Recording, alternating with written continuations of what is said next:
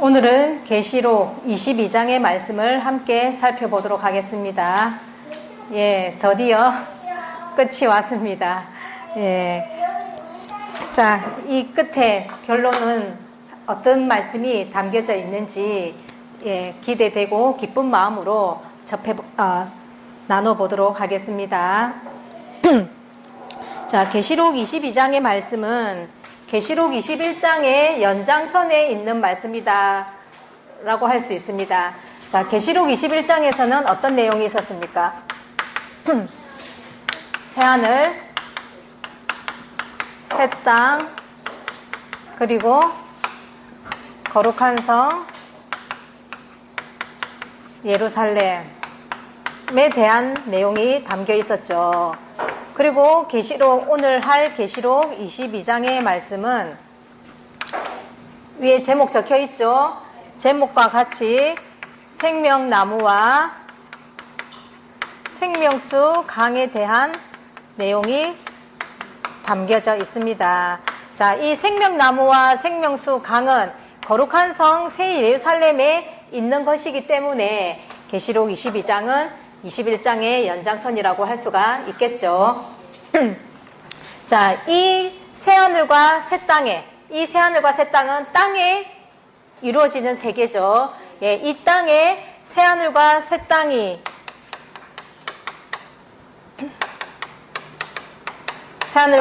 땅이 창조되고 여기에 하나님의, 그러니까 거룩한 성 예루살렘이 하나님께로부터 내려온다 그랬죠. 그래서 하나님의 장막과 사람들의 장막이 함께 거하게 된다라고 그랬습니다. 그래서 이 하늘에 있는 예루살렘이, 거룩한 성 예루살렘이 이 땅으로 내려옴으로 해서 함께 하나가 되는 것이기 때문에 하늘의 거룩한 성 예루살렘을 어떻게 이해하느냐가 너무나 중요한 문제다라는 겁니다. 왜냐하면은 우리가 주기도문에서도 뭐라고 합니까? 뜻이 뭔 뜻이 있다는 거죠. 이 뜻이 하늘에서 이룬 것처럼 땅에서도 이루어지이다 하고 기도를 했습니다. 그 하늘에서 이루어진 것을 이 땅에 이루는 역사가 뭐냐니까 계시록 21장에서 말씀하신 이 새하늘과 새 땅에 하나님의 장막, 거룩한 성 예루살렘이 내려오는 이 모습을 두고서 말씀하신 거다라는 거죠. 그래서 거룩한 성의 그 모양대로 이 땅에 똑같이 지어야 하기 때문에 이 거룩한 성 예루살렘을 어떻게 해석하느냐가 너무나 중요한 것이라는 거죠. 자, 그런데 이 하늘에 있는 모양을 이 땅에다가 똑같이 이제 짓는데, 똑같이 지은 적이 한 번 있습니다. 그것이 뭐냐니까 모세가 지은 성막인 거예요. 예. 이 성막, 모세가 지은 이 성막을 히브리서에서는 뭐라고 말씀하고 계시냐 보니까 히브리서 8장 5절에 보시면은 이 성막은 하늘의 것의 모형과 그림자다라고 말씀을 하셨죠. 하늘의 것의 모양과 그림자라고 했으니까 실체는 어디에 있다는 거예요? 예, 하늘에 있는 거죠. 그래서 하늘에 있는 모양을 그대로 본떠서 만든 것이 이 땅의 성막이다라는 거죠. 그러면은 하늘에서 이룬 것 같이 이 땅에서도 이루어지다 의미가 연결이 되죠. 그리고 이제 또 히브리서 9장 10절에 보시면은 이 장막은 개혁할 때까지 맡겨둔 것이다라는 거예요. 그러면은 개혁이 되면은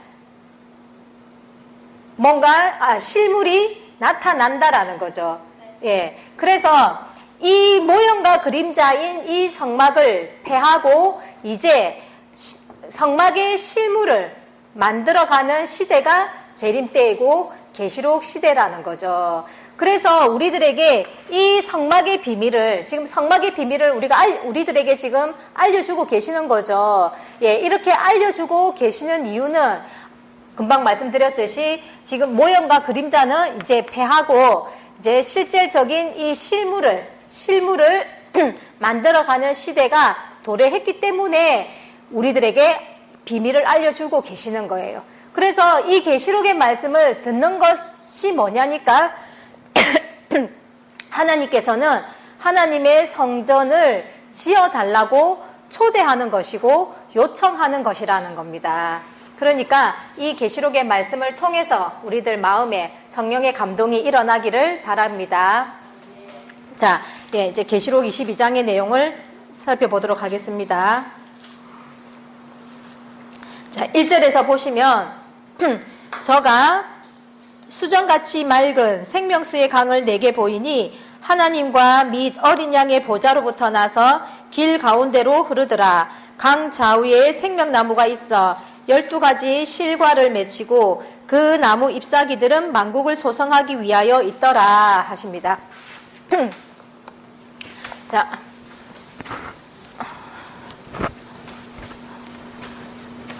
거룩한 성 새 예루살렘에 이 새하늘과 새 땅에 임한 거룩한 성 새 예루살렘에는 생명수 강이 흐른다는 거예요. 생명수의 강이 흐르고 또 이 강 좌우에는 무엇이 있답니까? 예, 생명나무가 있다고 하죠. 그리고 또 이 생명나무에는 12가지 예, 실과를 맺히는데 어떻게 맺힌다는 겁니까? 달마다 맺힌다라고 말씀하고 계시죠. 그리고 또 잎사귀는요. 예, 잎사귀는 만국을 소성하기 위하여 있더라 하고 기록이 되어져 있습니다. 자, 이러한 내용을 가지고 우리 보통의 기독교인들은 실제로 천국에는 한강과 같은 그런 생명수 강이 흐르고 또 천도복숭아 같은 그런 나무, 실제 천도복숭아 같은 그런 생명나무가 있고 그 생명나무의 과실을 이렇게 열매를 따 먹으면서 좀 소풍 나온 듯한 그런 어떤 그림을 연상하고 있잖아요. 그렇죠? 예. 근데 알고 보면은 그런 모습이 성경에서 말하는 것은 그런 모습이 아니라는 거죠. 자, 이 모습을 통해서 어떤 모습을 말씀하고 계시는지 한번 보도록 하겠습니다. 자, 이 생명수의 강이 어디서부터 흐른대요? 이 생명수의 강의 발원지가 어디라고 합니까? 예, 하나님과 어린 양의 보좌에서부터 나온다는 거죠. 자, 그러면은 하나님과 어린 양의 보좌에서 나오는 생명수 강이니까 이 생명수 강을 문자적인 의미로 해석을 하면 되겠습니까? 안 되겠죠. 자, 우리 강이라는 거 배웠지 않습니까? 예, 강도 물로 이루어진 것이니까 하나님의 진리의 말씀이라는 것은 이제 다들 알고 계실 거예요. 자, 이 생명수 강에 대하여서 예수님께서도 말씀하신 게 있어요. 요한복음 7장 37절 38절 한번 보도록 하겠습니다.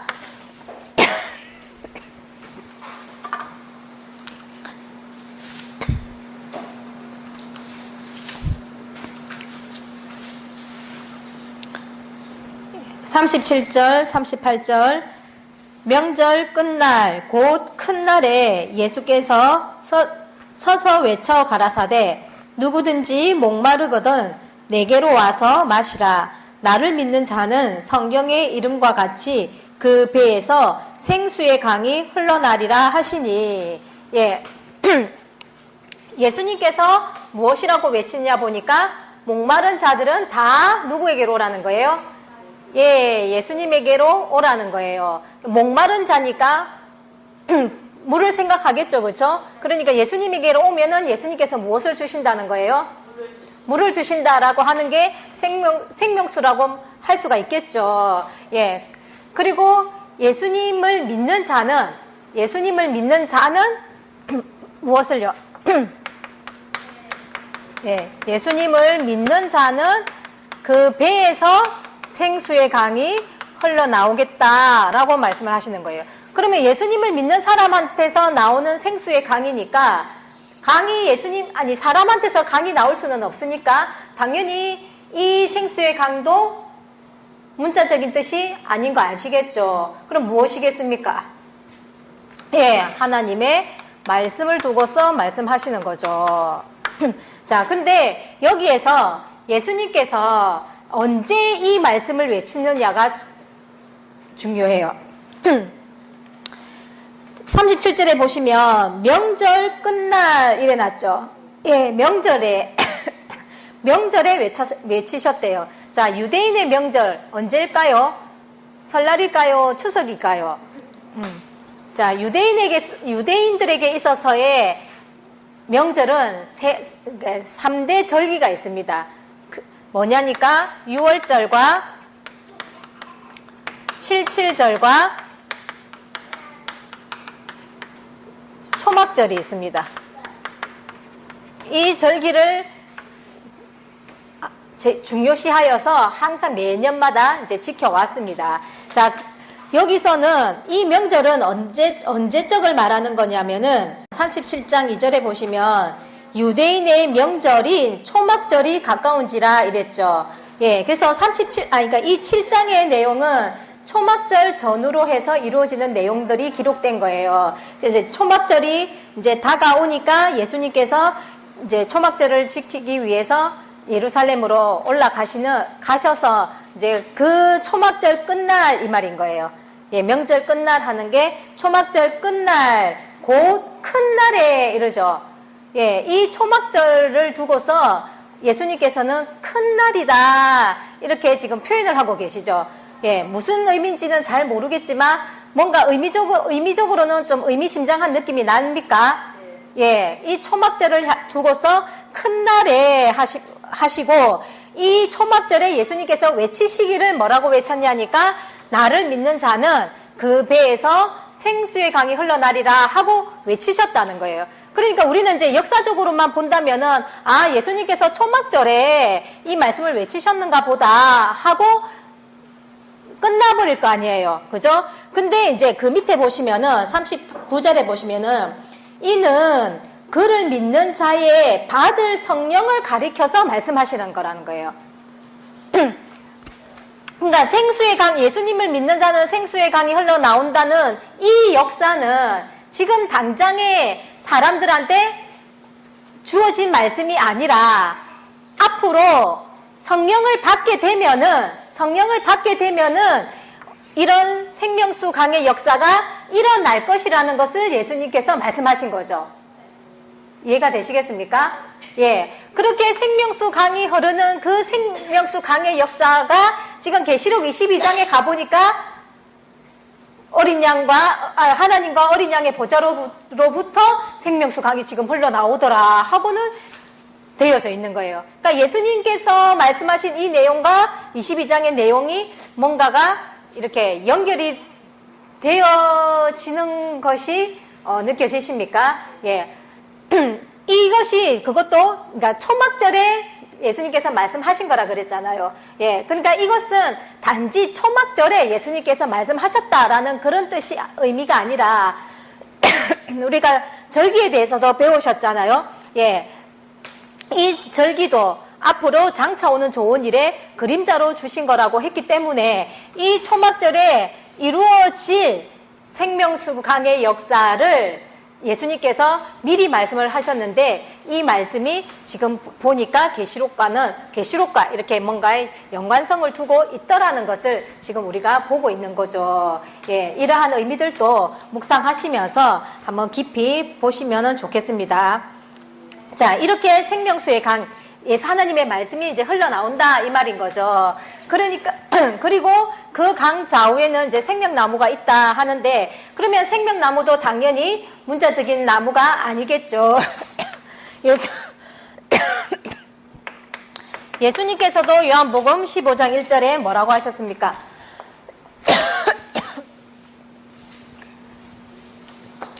나는 참 포도나무요. 또 너희는 가지니 이랬죠. 자, 너희는 누구겠습니까? 제자들을 말씀하시는 것이고 포도나무는 예수님을 말씀하시는 거죠. 자, 예수님을 나무 중에서 어떤 나무로? 예, 포도나무로 비유를 하신 거예요. 자, 성경에서 보면은 포도나무, 구약에서도 그렇고 포도나무, 그리고 신약에서 예수님께서 말씀하시는 내용들 중에 포도원에 대한 비유들이 참 많이 있습니다. 예, 성경에서 나오는 무화과나무와 포도나무는 하나님의 백성들, 이스라엘 백성들, 하나님의 선민을 상징화해서 표현한 거예요. 그러니까 무화과나무, 포도나무라는 글자가 나오면은 하나님의 선민을 생각하시면서 보면은 되겠죠. 예. 자, 예수님을 포도나무라고 비유를 했으니까. 그러면은 이 나무를 예수님 사람을 이야기하는 거잖아요. 그러니까 생명나무도 그러면은 실제 생명나무가 아니라 나무니까 뭐다? 사람을 상징하는 거다라는 것을 아시겠죠. 예. 생명나무가 있고 이 생명나무에는 가지가 몇 개가 있을까요? 예. 자, 예수님에게도 너희는 가지니 하고 그랬잖아요. 이 가지가 몇 개였습니까? 12가지, 제자들이 12명이었으니까 12가지잖아요. 그렇죠? 그러니까 여기에서도 12가지라는 거예요. 이 12가지에 실과가 맺히는데 달마다 맺힌다는 거예요. 자, 달마다 맺힌다니까 1년에 달수로 계산하면은 12개월이죠. 12달이잖아요. 그죠? 그러니까 12가지도 12가지. 또 열매를 맺는 것도 12달. 달마다 맺히고 12달. 뭔가 자꾸 12가 이렇게 연결되어져서 나오고 있죠. 예. 그러니까 우리 배웠죠. 12제자. 예. 그런 의미를 생각하시면 되겠죠. 자, 이렇게 달마다 이제 12가지 실과를 맺힌다 하고 있는데, 자, 이러한 내용들이 시편 1편에도 보면은 나오는데, 시편 1편의 내용이 뭐냐면은 복 있는 사람이 어떤 사람인지를 설명해 주시는 내용이에요. 자, 그러니까 어떤 사람이 복 있는 사람이냐 봤더니 하나님의 말씀을 주야로 묵상하는 자가 복 있는 사람이래요. 이렇게 하나님의 말씀을 주야로 묵상하는 복 있는 사람을 어떤 모양으로 비유를 했냐니까 시냇가에 심기운 나무로 비유를 했다는 거예요. 누구를요? 복 있는 사람을. 그러니까 복 있는 사람은 시냇가에 심기운 나무 같은 사람이다 이 말인 거예요. 시냇가에 나무가 심기워 있으니까 물이 마를 날이 없죠. 그러니까 계속해서 물을 공급을 받으니까 항상 나무가 푸르르다는 거죠. 그래서 어떻게 여기서는 뭐라고 했냐니까 시절마다 열매를 맺는다 이렇게 되어 있는 거예요. 시편 1편 3절에서는. 그러면은 시절이라고 한다면은 철마다 그죠? 그러니까 계절로 친다면은 사계절인 거고 또 우리 음력 절기로 친다면은 24절기가 되는 거고 그죠? 그러니까 이거 뭐 달마다 맺힌다는 말이나 뭐 그러니까 시절마다 맺힌다는 말이나 다 같은 의미인 거죠. 예. 그러니까 이 시편에서 말씀하시는 이 모양이나 지금 계시록 22장에서 말씀하시는 이 모양이 의미가 지금 같죠. 같은 맥락이라는 거 아시겠죠. 예. 그러니까 복 있는 사람의 의미도 우리가 생각하는 의미하고는 다른 거예요. 우리는 뭐 좋은 아파트 하나 분양받으면 야, 니 복 있네. 그죠? 좋은 남편 신랑감 만나면 와, 니 복 있네. 이렇게 이야기를 하지만은 예, 그런 복의 개념도 성경에서 말씀하시는 것과 우리가 생각하는 것과는 너무나 그 개념이 상이하게 다르다는 것을 또 이런 걸 통해서 느끼시면 좋겠습니다. 예. 그러니까 여기서 그러면은 이제 사람을 나무로 비유했으니까 달마다 실과를 맺힌다는 이 실과, 이 열매도 당연히 뭐겠습니까? 먹는 게 아니라 사람을 두고 이야기하는 거겠죠. 자, 예수님께서도 제자들에게 말씀하시기를 너희는 가지인데 너희가 열매를 많이 맺으면 예수님의 제자, 나의 제자가 되고 하나님께서 영광을 받으실 거다라고 말씀을 하셨다는 거죠. 그러니까 여기서는 어떤 사람이냐? 이제 전도된 제자들에 의해서 전도된 사람들을 두고서 말씀하시는 거죠. 그리고 우리가 곡식이다, 곡식을 추수한다 이렇게 말을 하잖아요, 그죠? 그러니까 결국 곡식을 추수하고 열매를 추수한다 할 때는 그 추수하는 그 열매나 곡식도 다 뭐를 이야기하는 거다는 거요? 예, 성경에서는 사람을 이야기하는 것이고, 그래서 사람 농사를 두고서 말씀하시는 거라는 것을 알 수가 있는 겁니다. 자, 그러면은 이 사람의 열매를 맺는 거니까 이 열매는 뭐 365일 열매 맺는 게 가능한 거겠죠. 그래서 거기서 사도행전에서 보면은 하루에 오순절 성령을 받고 나서는 하루에 3,000명, 뭐 5,000명 이렇게 전도가 되었다는 거예요. 그렇죠? 예, 이렇게 전도가 됨으로 해서 이제 이 예수님의 복음이 온 지구촌을 다 덮었죠. 예수님의 이름으로 가득 채워졌죠. 그렇게 만들어진 이 기독교가 잘 갔습니까? 타락을 했죠. 그래서 타락을 해서 다시 계시록의 시대로 와서 하나님께서는 첫 장막과 둘째 장막의 역사를 거쳐서 마지막 새 하늘, 새 땅에 이르도록 여기까지 오셨다라는 거예요. 하나님께서 걸어오신 노정이 보이십니까? 예. 자, 이 새 하늘과 새 땅에는 말 그대로 생명수의 강이 쉴 새 없이 흐르고 또 생명나무가 있고 또 달마다 시절마다 과실을 맺는 이런 모습으로 지금 이제 하나님께서 이루실 세계에 대해서 지금 보여주고 계시는 거예요. 그러니까 이러한 모습이 뭐라는 거예요? 하나님께서 마지막으로 이루실 천국의 모습이라고, 하나님의 나라의 모습이라고 말할 수 있겠죠. 자, 이러한 내용이 구약에도 나와 있습니다. 에스겔 47장인데요. 내용이 기니까 다는 읽지는 못하겠고 군데군데 한번 조금씩 보겠습니다. 47장의 1절에서 보시면 그가 나를 데리고 전 문에 이르시니 전면이 동을 향하였는데 그 문지방 밑에서 물이 나와서 동으로 흐르다가 전 우편 제단 남편으로 흘러내리더라.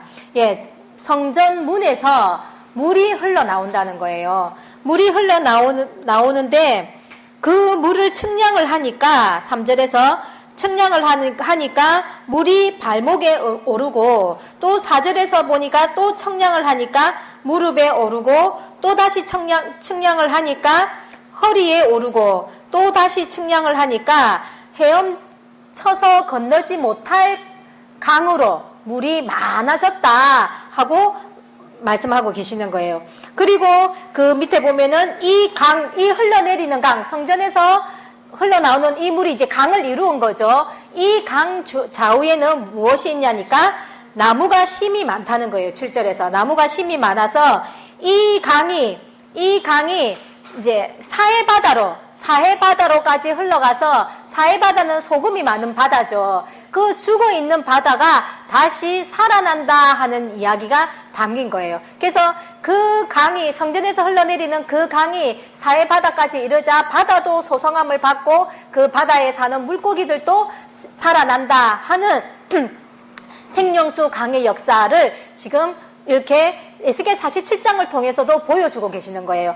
그리고 12절에 또 가보시니까 강 좌우에 각종 먹을 실과 나무가 자라서 그 잎이 시들지 아니하며 실과가 끊기지 아니하고 달마다 새 실과를 맺고 또 물이 성소에 나오리니 그 물이 성소로 말미암아 나옴이라. 그 실과는 먹을만하고 잎사귀는 약재료가 되리라 이러는 거예요.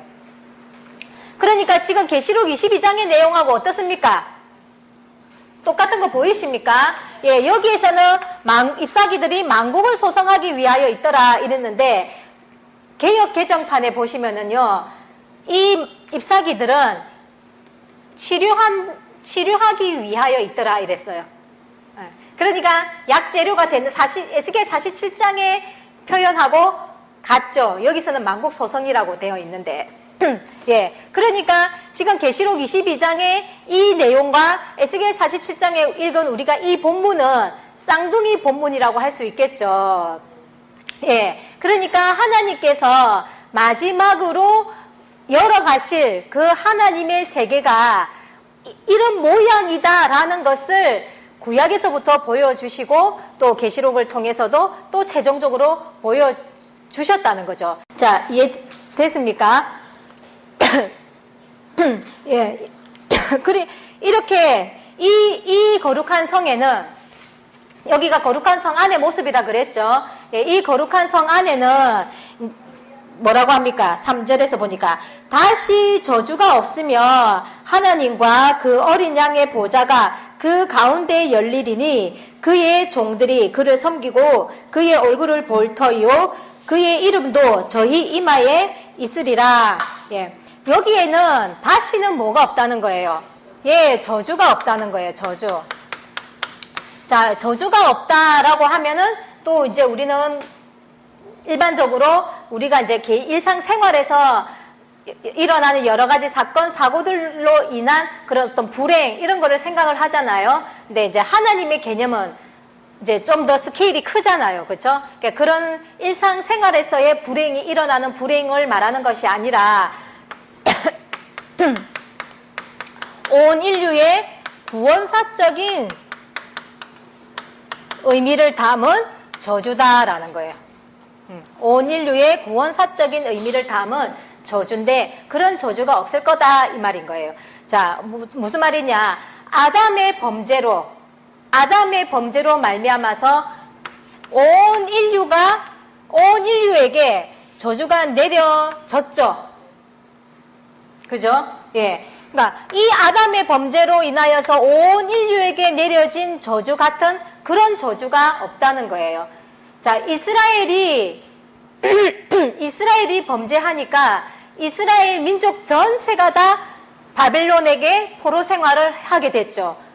또 이스라엘 유대인들, 그 유대인들이 예수님을 십자가에 못 박음으로 말미암아서 유대 민족 전체가 다 순환을 겪었잖아요.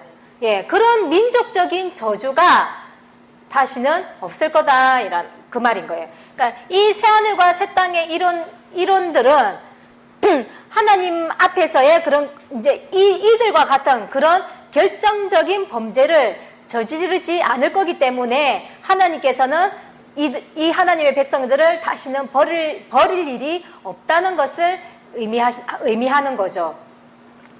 이해가 되시겠습니까? 예. 그래 여기서는 이제는 그러니까 이제 하나님의 온전한 구원 역사가 이제 진입을 했잖아요. 그죠? 하나님의 구원 역사가 진입을 했고 또 하나님께서 이루시고자 하는 그 창조 목적이 있었죠. 그 창조 목적이 달성되었기 때문에 이제 더 이상의 반전은 없을 거라는 것이죠. 그렇기 때문에 다시는 저주가 없고 또 여기에는 뭐랍니까? 여기에 있는 종들은 그를 섬기고 그의 얼굴을 본다는 거예요. 누구의 얼굴을 본다는 걸까요? 예수님의 얼굴을 본다는 거겠죠. 예, 예수님의 얼굴을 본다. 그럼 예수님의 얼굴을 본다는 것은 예수님이 육체적으로도 나타내신다는 뜻인 거죠. 눈에 보인다 이 말인 거잖아요. 그죠? 예. 그러니까 육체적으로 나타내서 눈에 보이는데 어찌 감히 예수님의 명령이나 뜻을 거스를 수가 있겠습니까? 맞죠? 그러니까 이제 6절에 보세요. 5절에 보세요. 다시 밤이 없겠고 등불과 햇빛이 쓸데없으니 이는 주 하나님이 저희에게 빛이심이라 저희가 세세토록 왕노릇 하시리로다. 예, 다시는 밤이 없다는 거예요. 자, 빛이 진리의 말씀이니까 밤은 무지한 어둠의 세계, 하나님의 진리가 없는 세계라 그랬잖아요. 근데 여기에는 밤이 없다는 거죠. 그러니까 밤이 없다는 이 말은 이 예수님의 말씀을, 뜻을, 명령을 거역하는 사람들이 하나도 없다, 이렇게 보시면 되겠죠. 예. 그리고 등불과 햇빛이 쓸데없으니 주 하나님이 저희에게 빛이기 때문에 다른 불빛이 필요 없는 거죠. 예. 우리가 빛이 있으면 뭐가 있습니까? 빛이 비추면 그림자가 나오잖아요. 그죠? 그러니까 그림자라는, 어둠이라는 게 항상 이렇게 동반되는 거잖아요. 근데 지금 이제 여기에는, 이 세계에는 뭐냐? 그런 그림자도 없다는 거예요. 야고보서 1장 17절에 보시면은요, 하나님에게는 회전하는 그림자도 없다라고 했어요. 그러니까 그림자가 없으려면은 아래, 위로, 앞에, 뒤로 같이 동시에 불이 탁 비춰져야지 그림자가 안 생기잖아요. 그렇죠? 예. 그런 어쨌든 그림자가 없다는, 하나님은 그림자가 없으신 분이라는 거예요. 그리고 이제 우리가 CCTV 같은 경우에도 보면은 사각지대라는 게 있잖아요. 안 비춰지는 곳이 있잖아요. 그죠? 근데 이 세계는, 이 거룩한 성의 이 세계는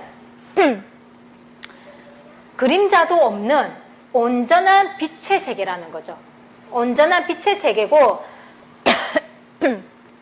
하나님의 손길이, 하나님의 눈길이 미치지 못하는 그런 사각지대도 전혀 없는 세계다라는 것을 말씀해 주시고 계시는 거예요. 그런 곳에 있는 이 거룩한 성의 일원들은 세세토록 뭐 한다는 거냐? 예, 왕노릇 한다는 거예요. 왕노릇. 좋습니까? 안 좋습니까? 예. 우리는 어쨌든 이제 하나님 믿고 예수님 믿으면 그냥 죽어서 구원받을 것만 생각을 하고, 또 죽어서 구원받을 거니까 이 땅에서는 어떻게 사는지는 사실 큰 의미를 두지 않고 사는 사람들도 너무나 많이 있죠. 예. 그런데 계시록에서는 뭐라 하고 계시냐니까 세세토록 왕노릇 한다는 거예요. 어디에서요? 예, 이 땅에서.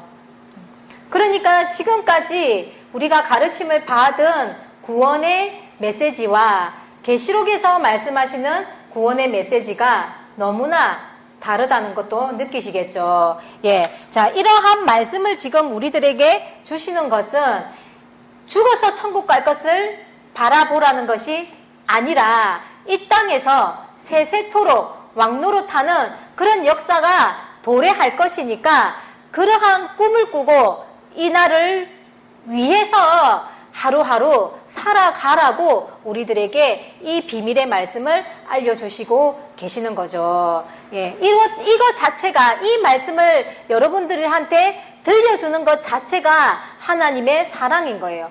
우리는 하나님의 사랑 이러면은 기도했는데도 응답 안 해주더라. 우리는 이렇게 이야기하잖아요. 그래서 응답해주면 하나님이 나를 사랑하는 거고, 응답 안 해주면은 사랑하지 않는 걸로 우리는 하나님을 이야기한다는 거죠. 근데 어떤 우리들이 추구하는, 우리들이 갖고 싶어하는, 얻고 싶어하는, 뭐 우리들이 어쨌든 추구하는 그 모든 것을 다 합쳐도 이거 하나 얻을 수 있을까요?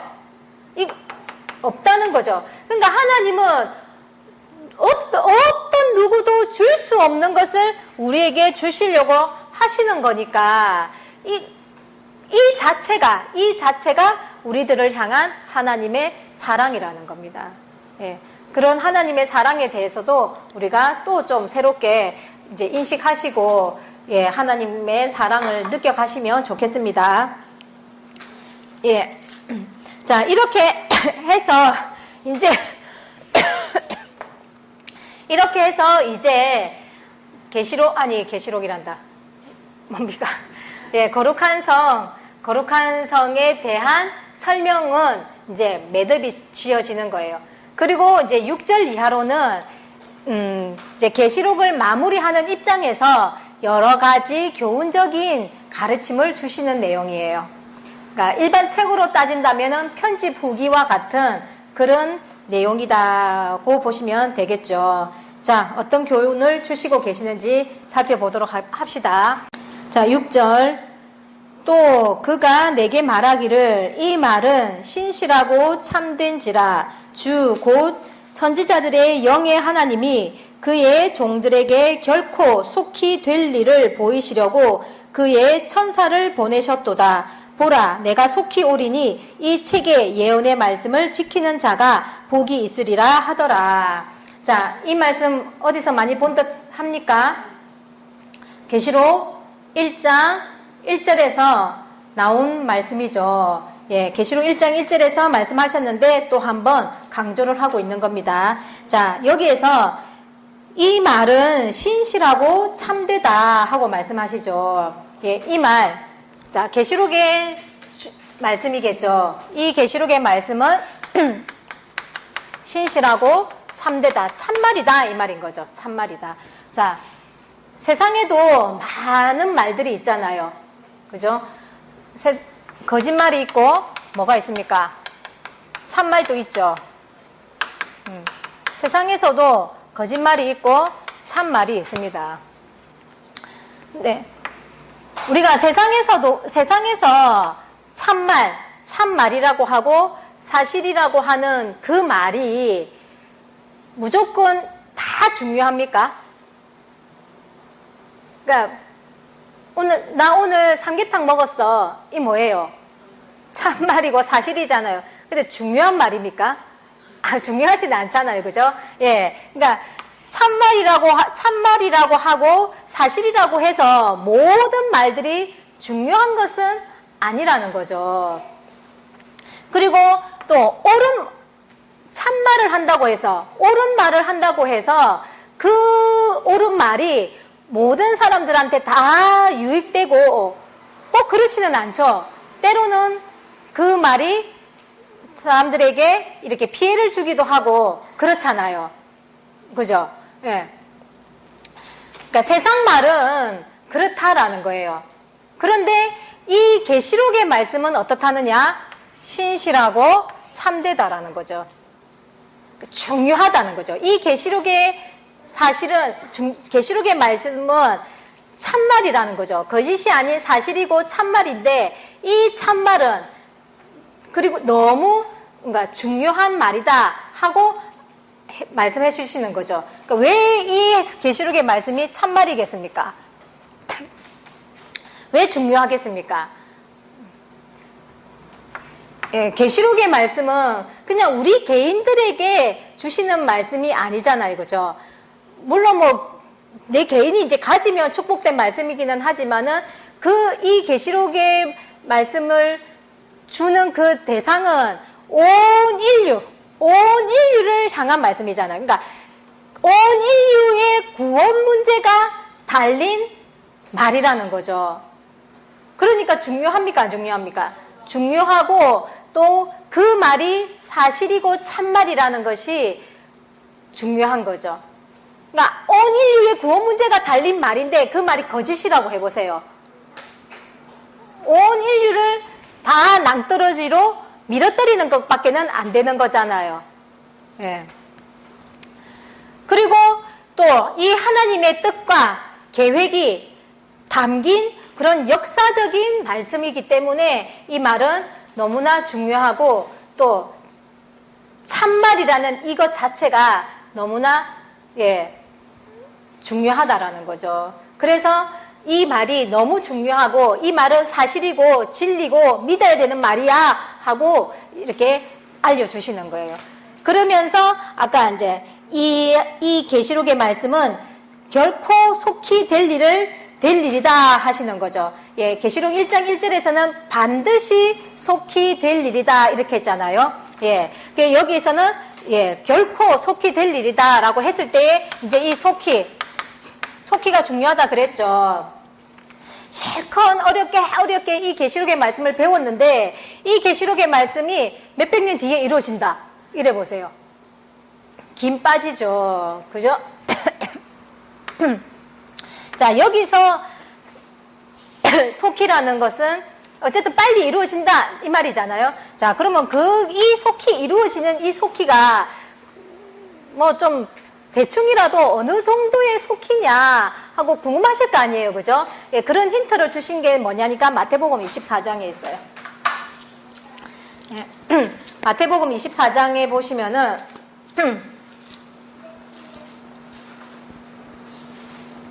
32절에 무화과 나무의 비유를 배우라. 그 가지가 연하여지고 잎사귀를 내면 여름이 가까운 줄을 아나니 이와 같이 너희도 이 모든 일을 보거든 인자가 가까이 곧 문 앞에 이른 줄 알라. 예, 마태복음 24장에서 말세의 징조를 예수님께서 예언을 해주셨죠. 이러한 징조들이 보이게 되면은 인자가 문 앞에 이른 줄 알아라. 이제 코앞에 왔다 이 말인 거죠.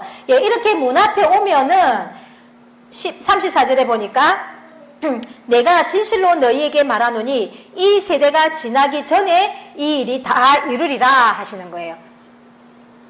그러니까 예수님께서 문 앞에 이루고 나면은 이제 얼마 만에 이루어진다는 거예요.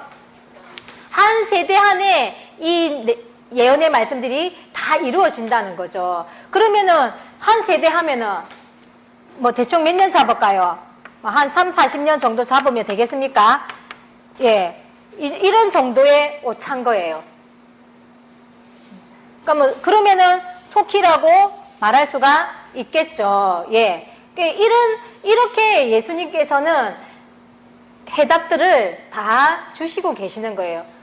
무조건 함흥차사처럼 우리가 무조건 기다리는 것이 아니라 이런 시기적인 것들도 어느 정도는 우리들에게 알려주고 계신다라는 거죠. 예, 이렇게 속히 올 것이니까 이 책의 예언의 말씀을 지키는 자가 복이 있다 하고는 또 강조를 하고 계시는 겁니다. 그리고 이제 8절로 보시니까 이것들을 보고 들은 자는 나 요한이니 내가 듣고 볼 때에 이 일을 내게 보이던 천사의 발 앞에 경배하려고 엎드렸더니 저가 내게 말하기를 나는 너와 내 형제 선지자들과 또 이 책의 말을 지키는 자들과 함께 된 종이니 그리하지 말고 오직 하나님께 경배하라 하더라. 예. 이 계시록 1장에서부터 22장까지의 말씀을 누가 보고 들었다는 거예요? 예, 요한이 보고 들었다라고 말씀을 하시는 거죠. 그러니까 요한이 살아있을 때 예수님의 제자로서 따라다닐 때에도 이 말세에 되어질 일에 대한 교육을 제대로 안 받았죠. 그죠?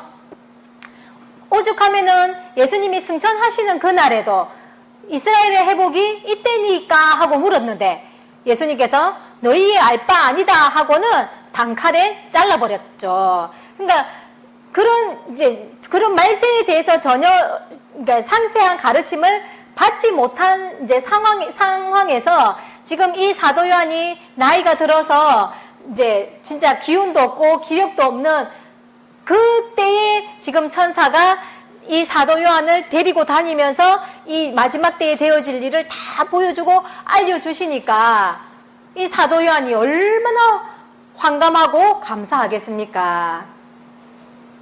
그쵸? 네. 그러니까 이제 너무 좋아서 그동안 얼마나 알고 싶었겠습니까? 그죠? 자기가 죽으려고 해도 죽지도 않고 있으니까 도대체 남들은 다 순교하는데 나는 순교도 못하고 하면서 그 불편했던 마음이 이제 이렇게 이제 이유가 풀어지는 거니까 그래서 이제 감사합니다 하고 인사를 하려고 하니까 이 천사가 나는 너와 같이 된 종이기 때문에 내한테 하지 말고 하나님께 경배하라고 말씀을 하시는 거죠. 자, 이러한 모습이 어디에도 한번 또 있었습니까? 계시록 19장에서도 있었죠. 그때도 인사를 하려고 하니까 예, 나에게 절하지 말라고 그렇게 천사가 이제 말을 했었죠. 예. 그러니까 이 지금 이제 사도 요한의 입장에서는 어쨌든 너무너무 이제 감사하고 고마운 일이잖아요. 그렇죠? 이제 그랬는데 그러니까 사도 요한은 자기 당대에 이루어질 일이 아닌 일이니까 이제 계시로 환상으로 이제 이 소식을 이제 알게 된 거잖아요. 그럼에도 이렇게 감사하고 고마워하고 기뻐하는데, 그러면은 실제적으로 이 이제 계시록이 이루어지는 시대에 이 계시록의 말씀을 받는 사람은 어떻겠습니까? 그죠? 진짜 뭐 사도 요한 못지않게 그죠? 우리 더 기쁜 일이고 감사한 일이 되겠죠. 근데 우리들은 뭐 아직까지도 그죠? 이게 뭐야 이러면서 밍숭맹숭 한 마음을 참 떨쳐버릴 수는 없는데, 예, 이런 사도 요한의 모습을 보면서 우리가 여기까지는 못 미치더라도 그래도 내가 이 계시의 말씀을 듣게 된 것에 우리가 감사하는 마음 정도는 가지려고도 또 만들어 가야 되겠죠. 예, 더구나 요즘에는, 오늘날에는 내가 진짜 말씀 한두 구절 깨달았다고 안다고 얼마나 깝죽거리면서, 맞죠? 또 사람들의 영혼을 진짜 갈취하고 이런 일들도 얼마나 많이 있습니까? 그랬는데 그런 거에 비하면은 진짜 이 천사의 이런 모습은 진짜 우리들에게 시사하는 바가 많다는 거예요. 예, 이런 천사의 모습을 우리도 닮아가야 하겠습니다. 예, 그 다음, 이제 10절의 말씀을 보면은, 또 내게 말하되 이 책의 예언의 말씀을 임봉하지 말라. 때가 가까우니라. 불의를 하는 자는 그대로 불의를 하고, 더러운 자는 그대로 더럽고, 의로운 자는 그대로 의를 행하고, 거룩한 자는 그대로 거룩되게 하라. 예. 이 책의 예언의 말씀을 뭐 하지 말라는 거예요? 예, 임봉하지 말라는 거예요. 그럼 임봉하지 말라는 것은 지금 어떻다는 겁니까? 열려있다 이 말인 거죠.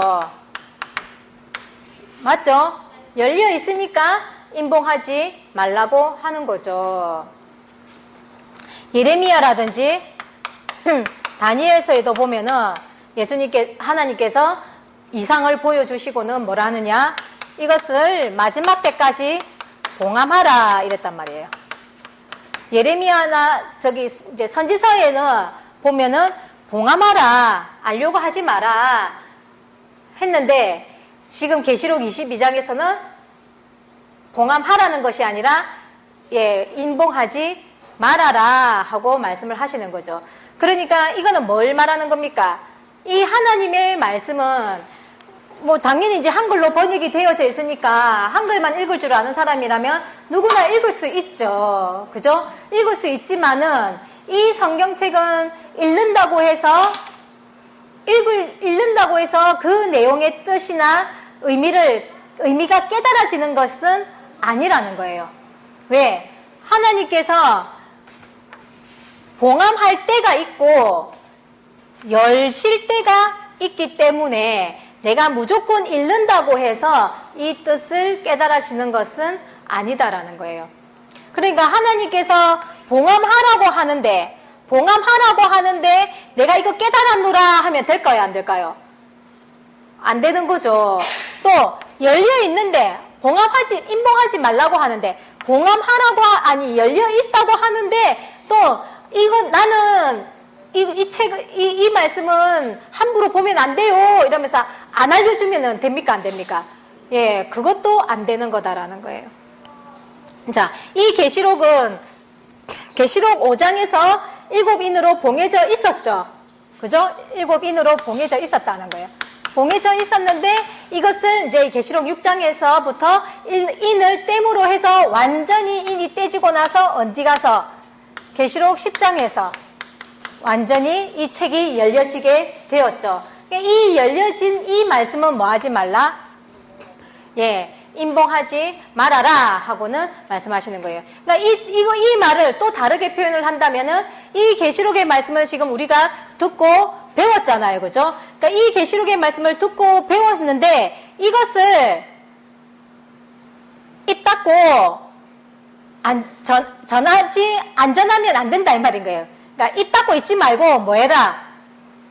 전해라 라는 뜻도 되는 거예요. 그러니까 지금 우리들이 이 말씀을 듣고 있잖아요. 그죠? 예, 이 듣고 있는 이 말씀을 나만 듣고 끝낼 것이 아니라 뭐 해줘야 된다? 예, 열려진 이 말씀을 가서 전해주는 것도 임봉하지 말라는 그런 의미가 담겨 있는 것입니다. 그러면서 뭐라고 하냐니까 불의를 하는 자는 그대로 불의를 하고 더러운 자는 그대로 더럽고 의로운 자는 그대로 의롭고 의를 행하고 거룩한 자는 그대로 거룩되게 하라 그러죠. 이해가 잘 되십니까? 이 말이 이해가 잘 되십니까? 불의를 하는 자는 그대로 불의를 하게 두라는 거예요. 더러운 자는 그대로 더럽게 놔두라는 거예요. 그러면 이 사람들은 구원받을 수 있습니까? 없습니까? 아니, 불의를 행하는 자들이나 더러움을 행하는 자들을 깨끗하게 씻어가지고 구원받을 수 있도록 해줘야 되는 게 이 말씀을 임봉하지 않는 거잖아요. 근데 불의한 자들은 그대로 불의하게 하고 더러운 자는 그대로 더럽게 놔두라는 거예요.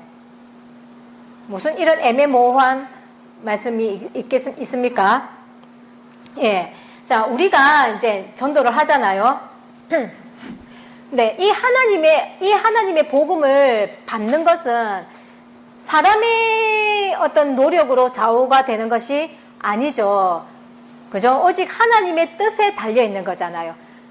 이 계시의 말씀을 전해줄 때에 받아들이고 안 받아들이고는 오직 하나님의 뜻에 달려 있는 거기 때문에 우리가 너무 지나치게 집착적인 그런 노력을 하다가 막 전하려고 하다가 의로운 사람이 행하는 그 의로운 행동이라든지 또는 거룩하게 행하던 그런 어떤 행함들이 자칫하면은 손상을 입을 수도 있기 때문에 적당선을 유지해라 하는 말씀인 거예요.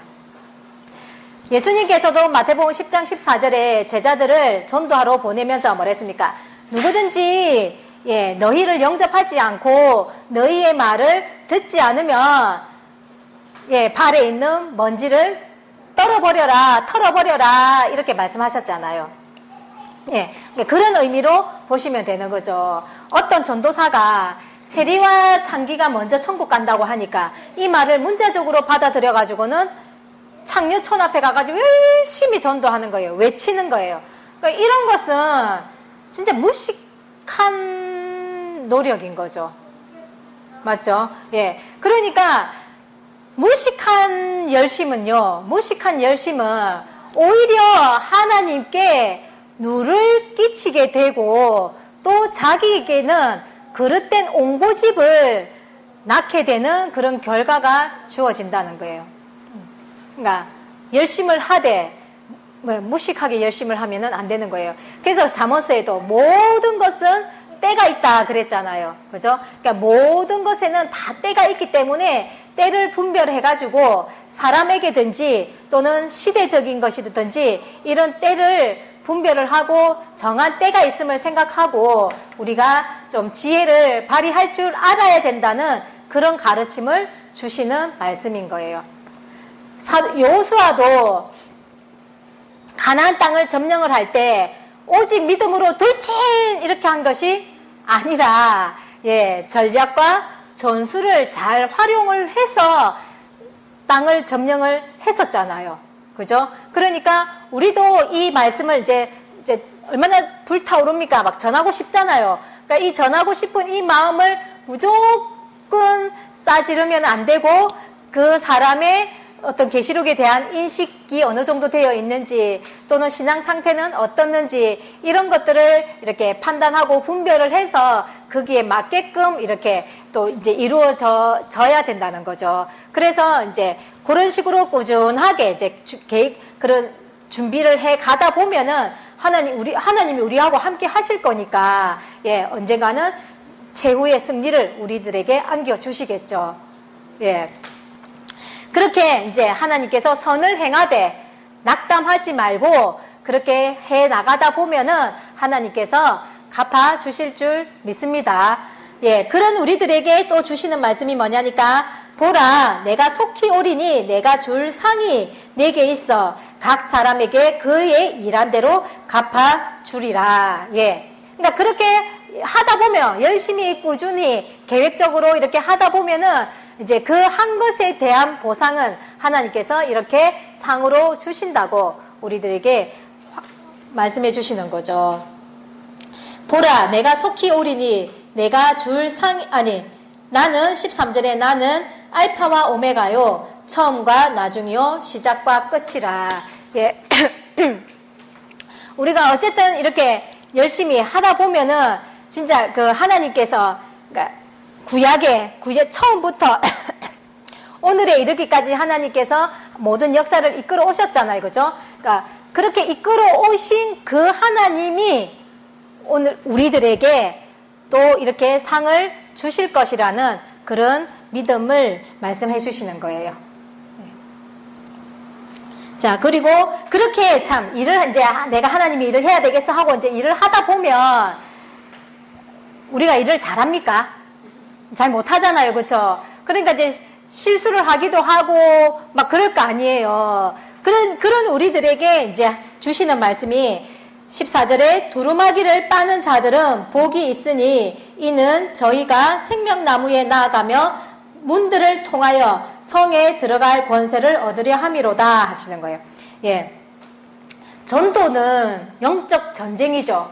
그죠? 그러니까 전쟁을 하다 보면 사람을 죽이기도 하고 또 진짜 손에 피를 묻히기도 하고 또는 진짜 뭐 먹을 게 없어서 밥을 이렇게 진짜 주워 먹기도 하는 그런 진짜 별의별 일들이 다 있잖아요.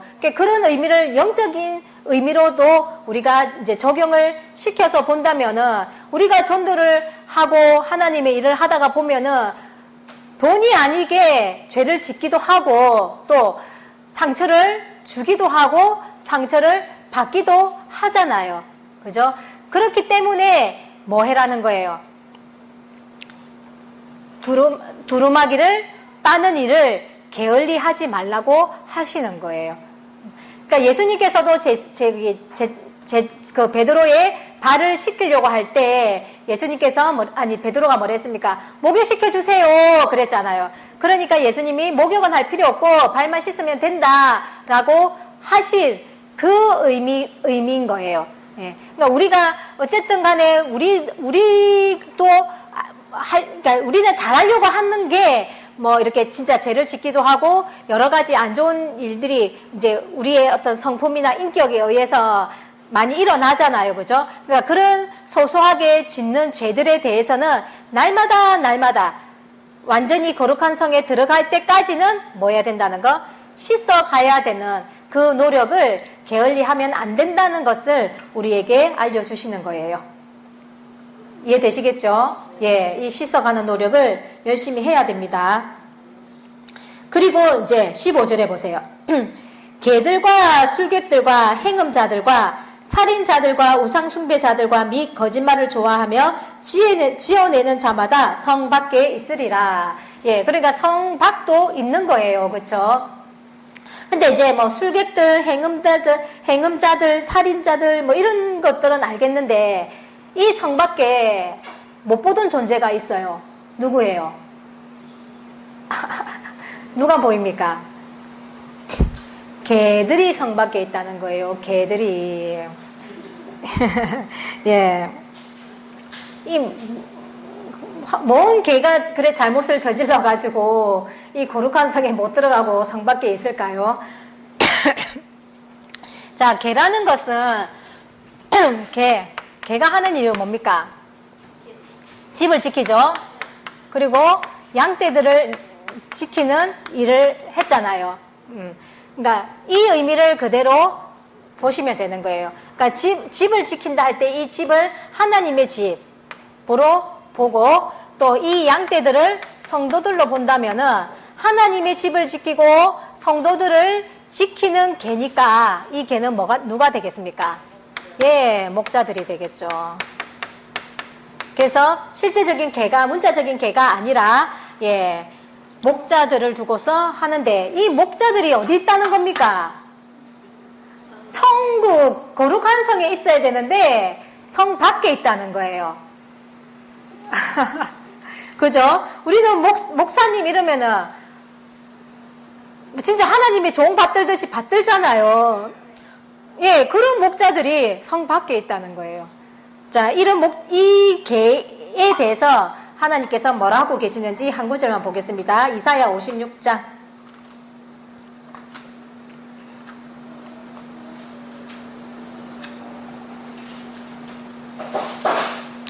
이사야 56장 9절에 보시면은 들의 짐승들아 산림 중에 짐승들아 다 와서 삼키라. 그 파수꾼들은 소경이요 다 무지하며 벙어리 개라. 능히 짖지 못하며 다 꿈꾸는 자요 누운 자요 잠자기를 좋아하는 자니 이 개들은 탐욕이 심하여 족한 줄을 알지 못하는 자요 그들은 몰각한 목자들이라. 다 자기 길로 돌이키며 어디 있는 자든지 자기 이만 도모하며. 예. 자, 이 지금 파수꾼들을 두고서 하시는 말씀이 짖지 못하는 벙어리 개라는 거예요. 그러니까 파수꾼들을 어디다가 비유했냐니까 짖지 못하는 벙어리 개에다가 비유를 한 거예요. 근데 이 개는 뭐라는 거예요? 몰각한 목자들이다 하고 지금 답을 내려주신 거예요. 몰각한 목자들이라는 거예요. 즉 파수꾼들이 몰각한 목자다 이 말인 거죠. 그러니까 하나님의 집을 지키면서 도둑이 오면은 도둑이 왔다고 외쳐야 되는데 이 개들은 벙어리여서 외치지를 못한다는 거죠. 예. 그런 목자들을 두고서 지금 개라고 표현을 했고 이 개들이 성 밖에 있다는 거예요. 그러니까 몰각하다라는 것은 무지하다, 센스가 없다 이렇게 보시면 되는 거예요. 예. 그러니까 목자라고 해서 다 우리를 천국으로 인도할 수 있는 거예요? 없는 거예요? 예, 성 밖에 있다고 하니 성 밖으로 갈 목자를 내가 따라가면 어찌 되는 겁니까?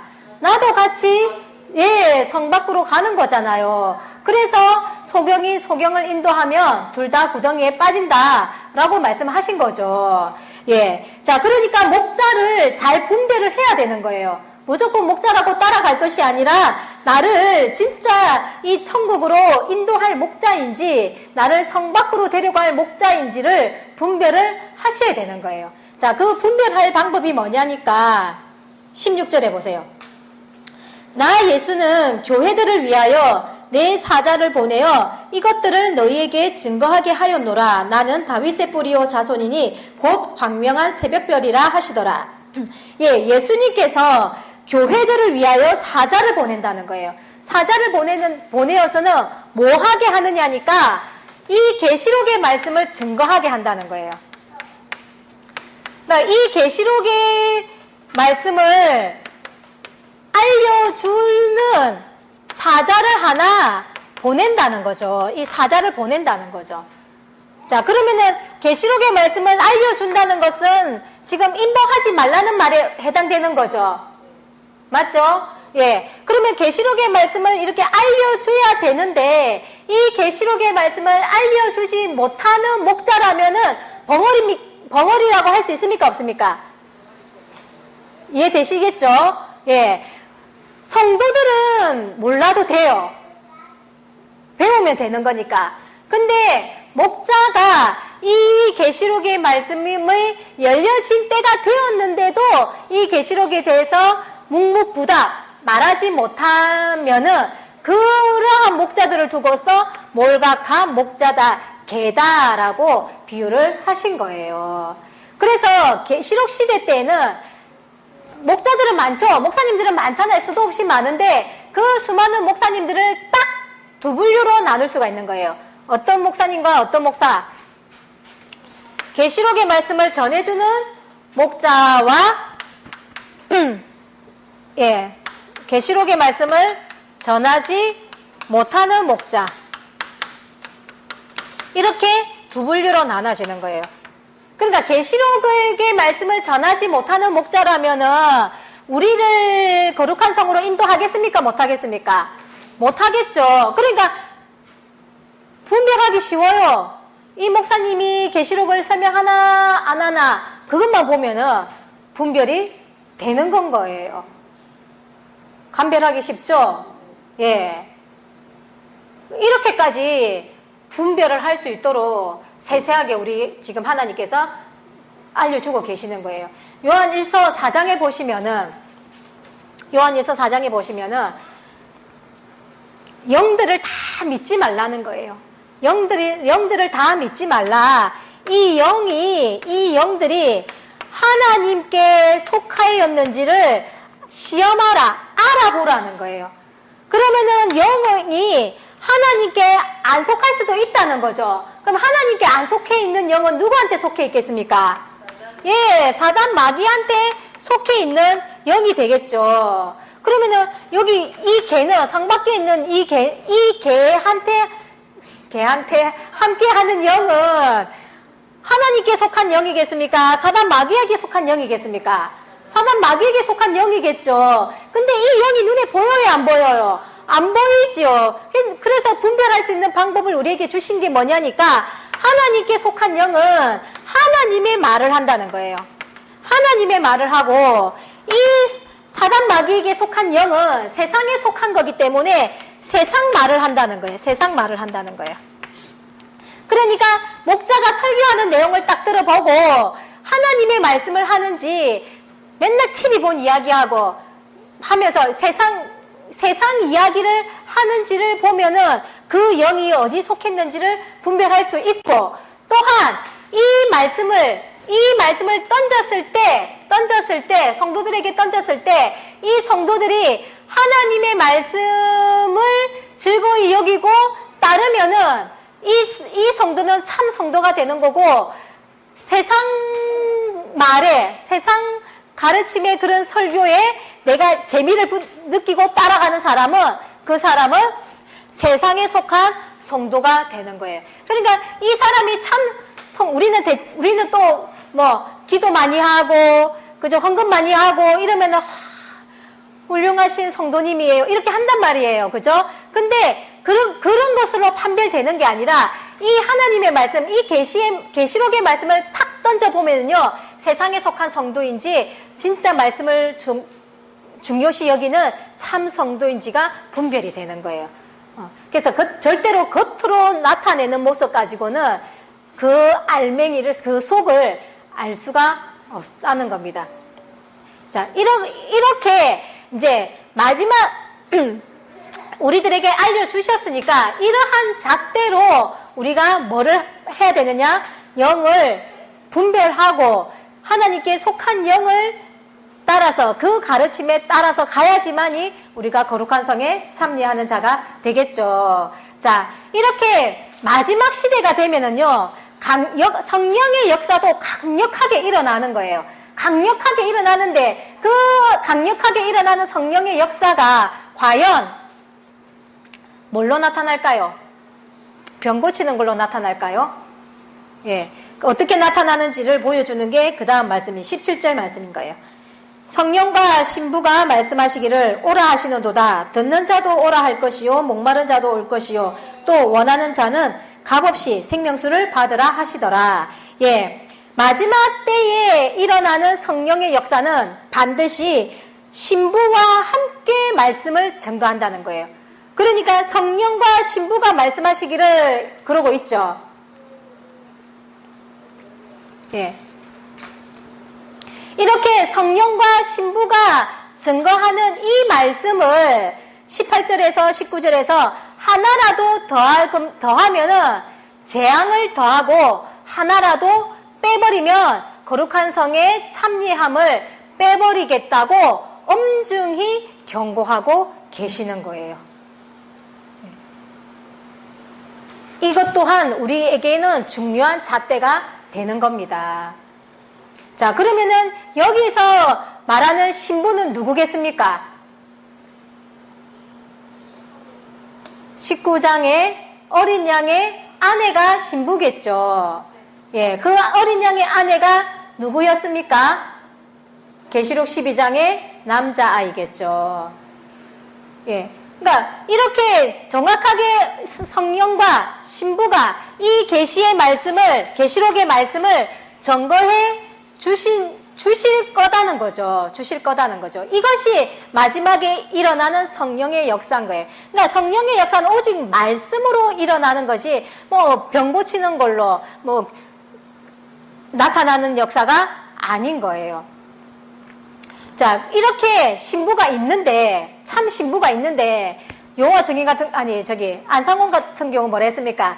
그 안상홍이 죽자, 그 마누라가 내가 어린 양의 아내야, 이러면서 그리스도 행세를 한다 그랬잖아요. 그죠?